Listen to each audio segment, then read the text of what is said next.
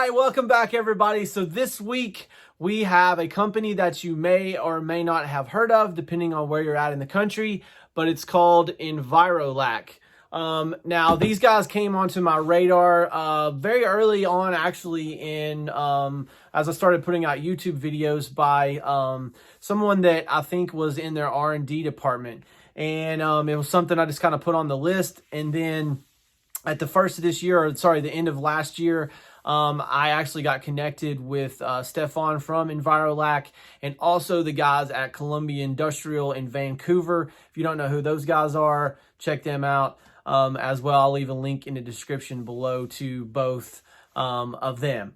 So I just really want to run through what I've tested. Now, we are only going to test the clear today. But I just want to talk a little bit about their coatings because I know that there's not as many people familiar as they are with some of the other coatings that I've talked about. So first up is the 1K. All their products are single component, and kind of their goal is to achieve a conversion varnish type finish and durability out of a 1K without putting hardeners and other chemicals in it, which I really like that viewpoint. I'm a big fan of that. So this is over MDF. Waterbase over MDF, we all know, can be a struggle. This is just from Lowe's.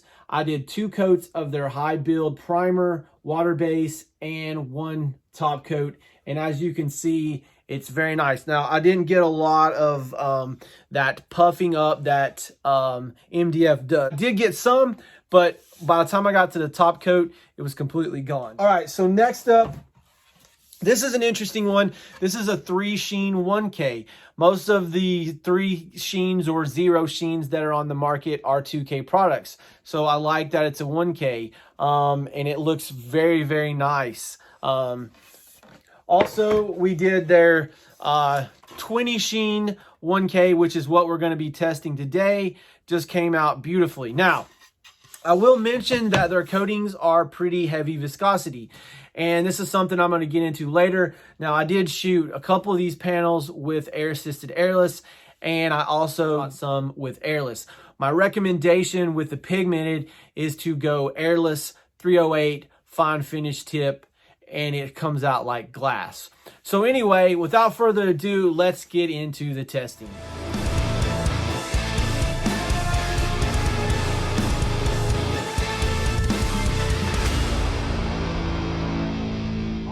So as usual, we will start with our chemical tests. And so what we have first off is denatured alcohol. We'll let it flash. Here.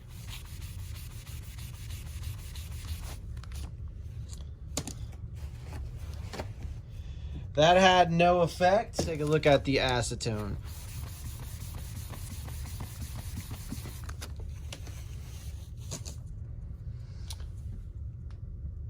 And that had 0 effect.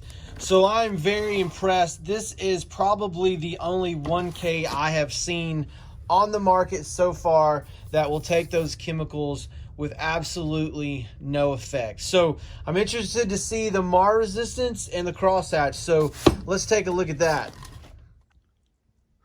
All right, so let's look at the crosshatch adhesion on this.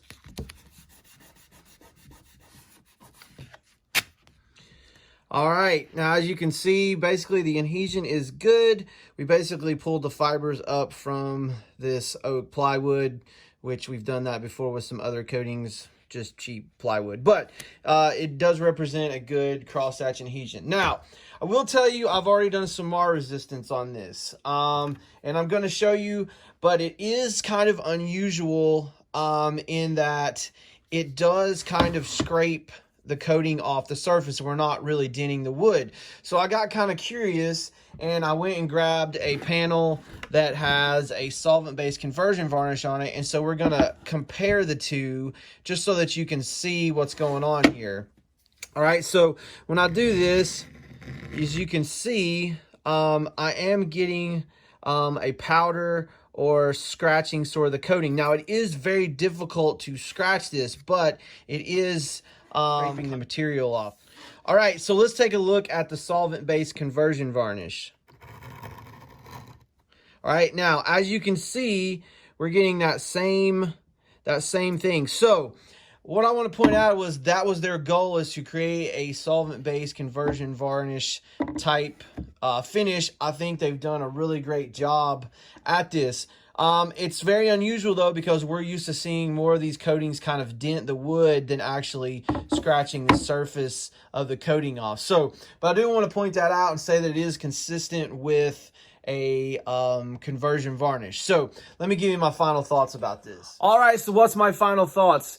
Well, I have to say that I think this is one of the most impressive 1K coatings I've seen as far as chemical resistance.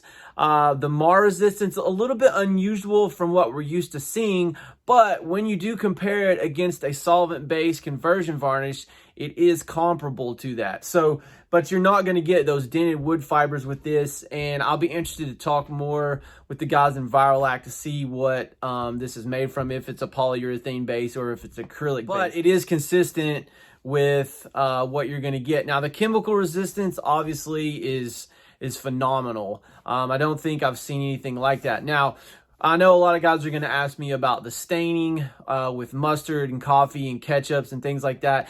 And I think I'm going to do like a whole nother video to discuss that, because there's been some guys that have been kind of disappointed with some of these coatings with how they react with that. And I want to kind of discuss that and talk about that as well.